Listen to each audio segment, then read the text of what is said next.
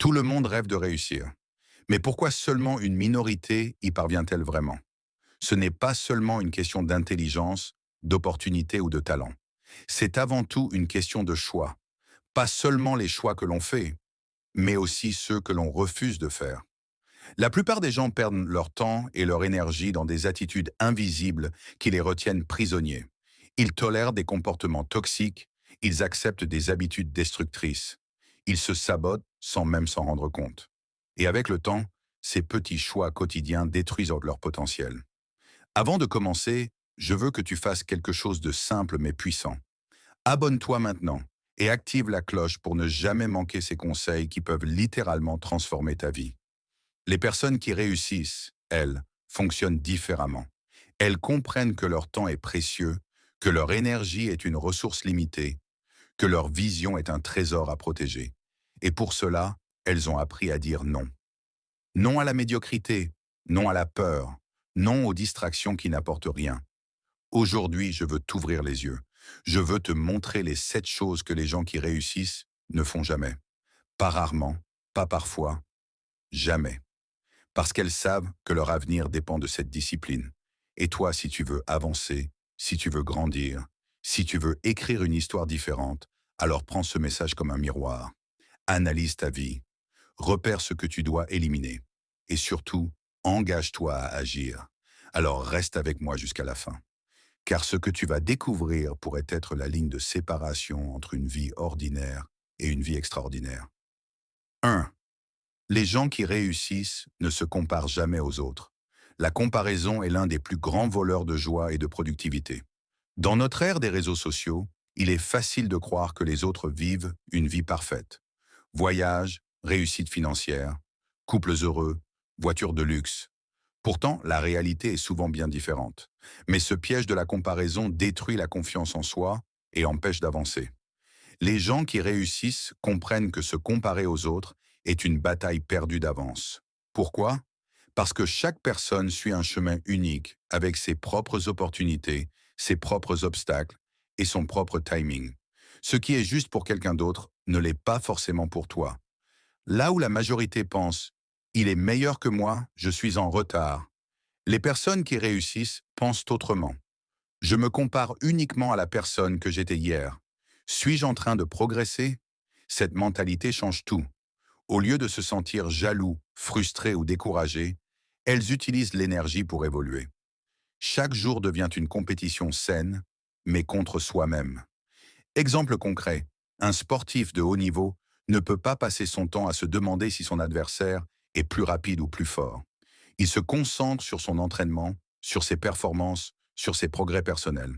C'est exactement ce qui fait la différence. Se comparer, c'est mettre son bonheur entre les mains des autres. C'est dire, ma valeur dépend de ce qu'il fait, de ce qu'elle a. Alors que le véritable succès vient du fait de bâtir sa propre définition de la réussite. Les gagnants savent célébrer les victoires des autres sans se sentir diminués. Parce qu'ils comprennent que le succès des autres ne leur enlève rien. Ce n'est pas une compétition à somme nulle. Au contraire, voir les autres réussir devient une source d'inspiration, pas une source de frustration. Toi aussi, pose-toi cette question simple. Est-ce que je suis en train de devenir une meilleure version de moi-même? Si la réponse est oui, tu es sur la bonne voie. Et si la réponse est non, alors il est temps de changer tes actions. Les gens qui réussissent ne perdent jamais leur temps à se comparer aux autres. Ils se concentrent sur leur propre croissance et c'est cette discipline qui les propulse vers des sommets. 2. Les gens qui réussissent ne laissent pas la peur contrôler leurs décisions. La peur est une émotion naturelle. Elle fait partie de notre mécanisme de survie. Éviter les dangers, rester dans la zone de confort, chercher la sécurité. Mais là où la majorité se laisse paralyser par la peur, les gens qui réussissent l'utilisent comme un levier. Ils savent que derrière chaque peur se cache une opportunité. La peur n'est pas un mur, c'est un signal. Elle indique l'endroit où il y a de la croissance possible. Exemple. La peur de parler en public. Beaucoup l'évitent, mais ceux qui réussissent comprennent que s'exprimer devant les autres est une compétence essentielle. Alors, même tremblant, ils montent sur scène. Et petit à petit, ils transforment cette peur en force. Les grands leaders, entrepreneurs ou artistes ne sont pas des personnes sans peur. Ce sont des personnes courageuses. Et le courage, ce n'est pas l'absence de peur, c'est la décision d'avancer malgré elle. La peur te chuchote, tu vas échouer, on va se moquer de toi, tu n'es pas prêt. Mais si tu écoutes cette voix, tu restes figé au même endroit, prisonnier de ton potentiel. Les gens qui réussissent, eux, se disent « Et si ça marchait? Et si cette peur était le signe que je suis en train de franchir un nouveau palier ?» Regarde Elon Musk. Investir toute sa fortune dans des projets comme SpaceX et Tesla, à une époque où tout le monde riait de lui, était un acte fou. Mais il a choisi de marcher avec sa peur plutôt que de lui obéir. La différence est claire. La majorité fuit devant la peur. Les gagnants avancent avec elle. Ils savent que le confort est l'ennemi du progrès. Pose-toi cette question. Qu'est-ce que tu n'oses pas faire à cause de la peur? Lancer ton projet? Prendre la parole? Oser dire non?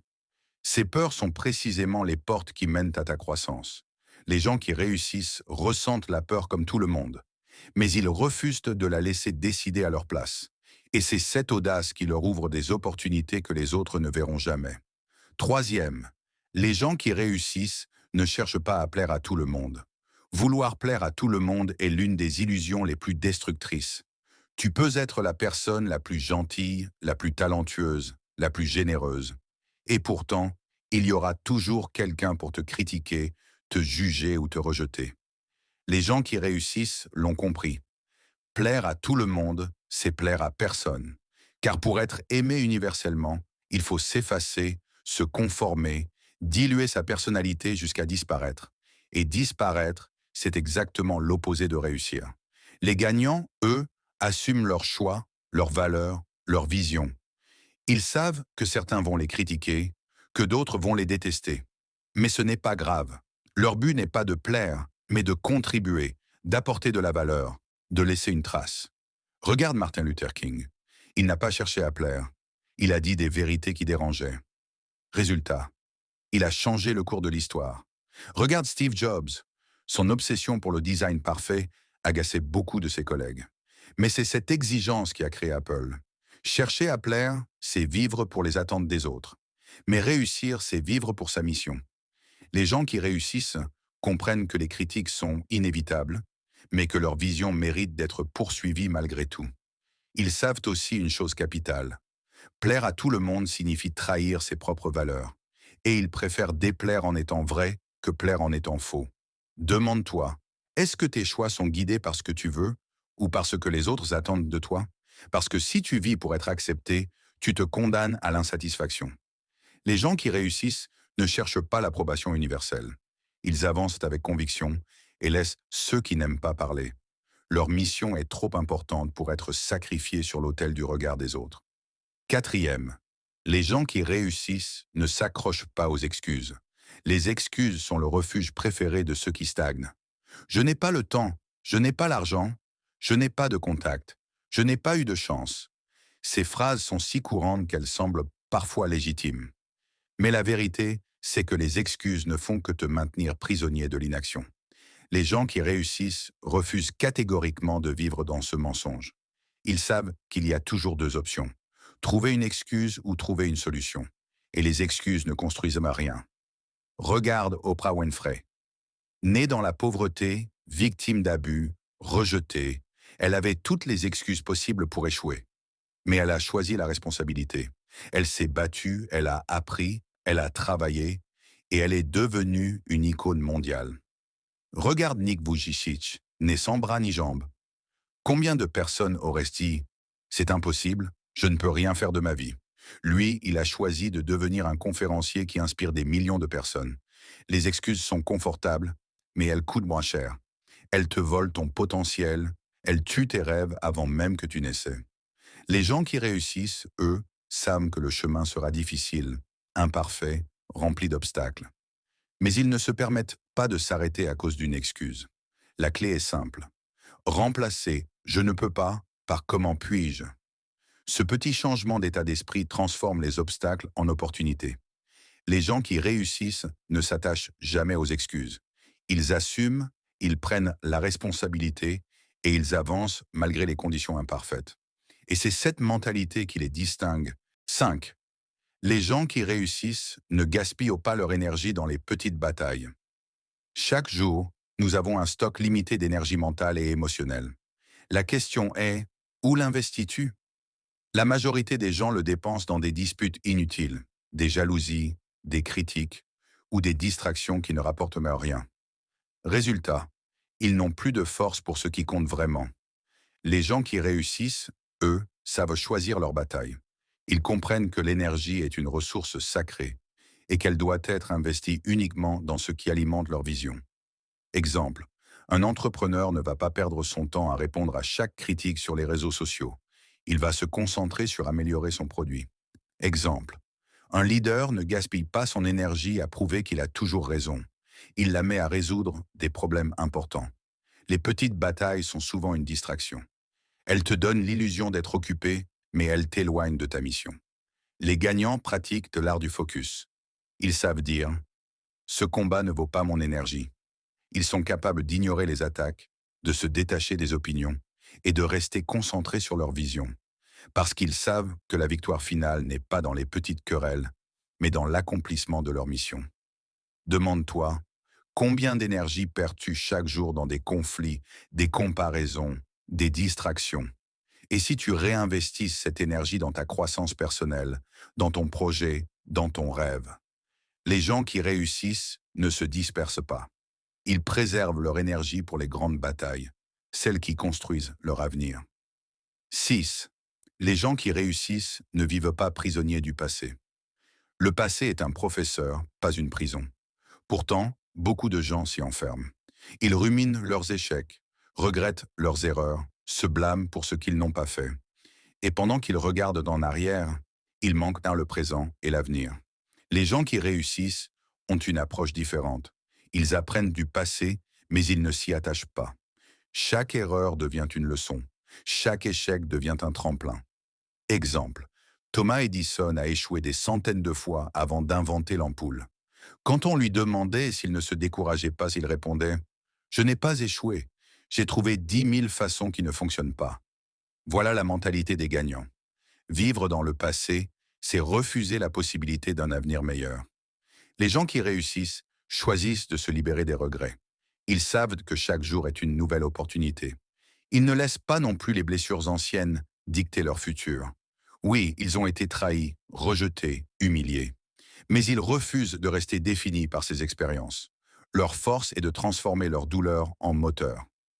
Regarde Nelson Mandela, 27 ans de prison. Beaucoup auraient été détruits. Lui a choisi de pardonner, de regarder vers l'avenir et de construire une nouvelle nation. Les gens qui réussissent respectent le passé, mais ils vivent tournés vers l'avenir.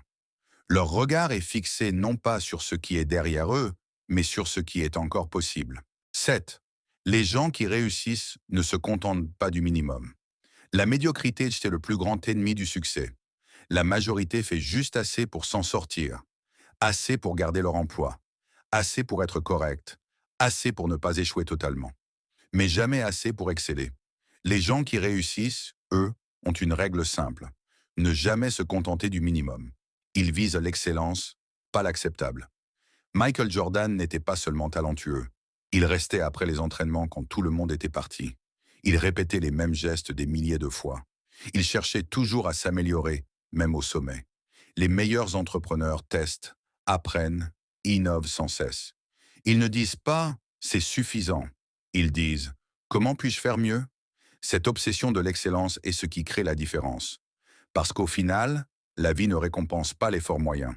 Elle récompense ceux qui osent donner plus, aller plus loin, dépasser leurs limites. Se contenter du minimum, c'est survivre. Mais viser l'excellence, c'est construire un héritage. Pose-toi cette question. Est-ce que je fais juste assez ou est-ce que je donne le meilleur de moi-même? Parce que ta réponse détermine ton futur. Les gens qui réussissent refusent qu'à la médiocrité. Ils savent que la différence entre suffisant et excellent est ce qui sépare les oubliés de ceux qui marquent l'histoire. Voilà. Tu connais maintenant les 7 choses que les gens qui réussissent ne font jamais. Et si tu regardes bien, il ne s'agit ni de magie, ni de chance. Il s'agit de discipline, de mentalité et de choix. Ils ne se comparent pas aux autres parce qu'ils savent que leur seul rival est leur version d'hier. Ils ne laissent pas la peur diriger leurs décisions parce qu'ils comprennent que le courage ouvre les portes.